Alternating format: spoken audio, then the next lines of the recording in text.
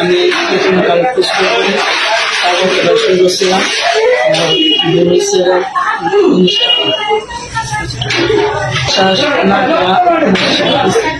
একবারে পরে ছাগলের কি অবস্থা?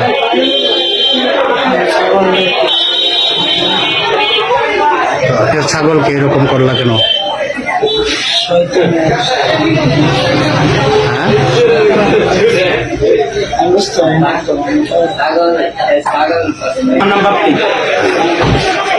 এই ছেলেটি আমার একটা রাম ছাগলের মহিলা রাম ছাগল আর কি ছিল, এটারে অপকর্ম করছে। কি অপকর্ম? রেপ করছে।